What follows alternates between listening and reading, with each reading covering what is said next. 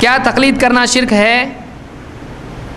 تقلید کرنا شرک ہو بھی سکتا ہے، نہیں بھی ہو سکتا ہے۔ اگر کوئی آدمی شریعت کے مقابلے میں کسی عالم کی بات کو مانتا ہے تو قرآن کی آیت اتخذوا احبارہم ورہبانہم اربابا من دون اللہ، اللہ کے سوا انہوں نے اپنے عالموں کو اور راہبوں کو اپنا رب بنا لیا۔ اس آیت کے ضمن میں اس نے اس عالم کو اپنا رب بنایا، اور کسی کو اپنا رب بنانا کیا ہے؟ شرک ہے۔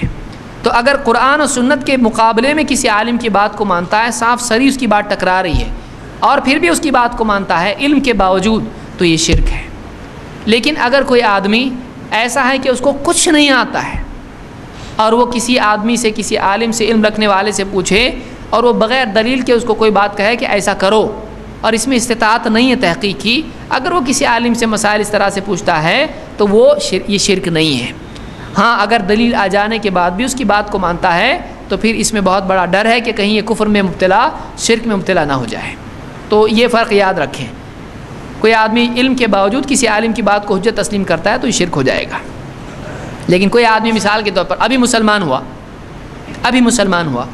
اب نماز کا وقت آیا، کیسے نماز پڑھو؟ آپ کیا بولو گے؟ چل بخاری کھولیں گے، آپ کیا بولو گے؟ جیسا میں پڑھتا ہوں ویسا پڑھ۔ وہ آپ کی بات مان کے چل رہا ہے نا، آپ دلیل بتا رہے، سجدے میں جا کے دیکھ سجدے کی حدیث ہے، رکوع میں جا کے آپ بتا رہے رکوع کی حدیث ہے، نہیں بتا سکتے آپ اس کو، آپ کو بولنا پڑے گا ٹائم کم ہے اپنے پاس، جیسا میں کرتا ہوں ویسا تو کر، پھر ہم ڈیٹیل میں دیکھیں کیا دلیل ہے۔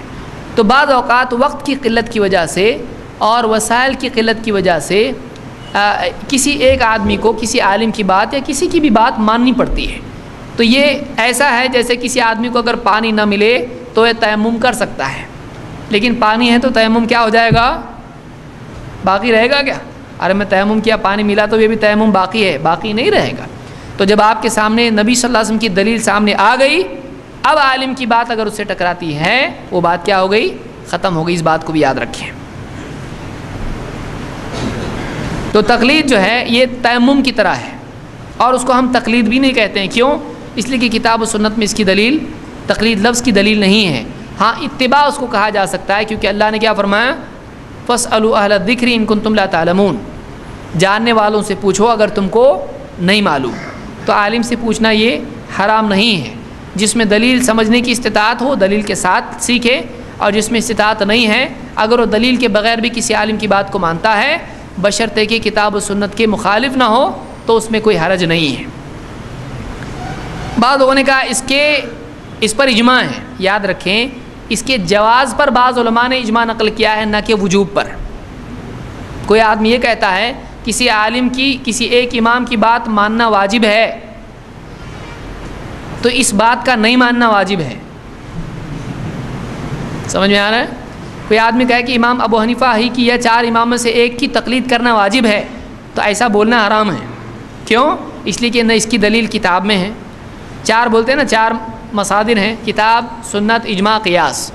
یہ بات بولنا کسی ایک امام کی تقلید واجب ہے، یہ نہ قرآن میں ہے، نہ سنت میں ہے، نہ اجماع اس پر ہوا ہے، نہ قیاس سے سمجھ میں آتا کہ ایک ہی کی بات مانو۔ تو یہ کسی بھی چیز میں ثابت نہیں ہے، اس لیے 4 مصادر سے، 4 اصول سے ٹکراتی بات سے کہیں سے بھی نہیں نکلتا ہے۔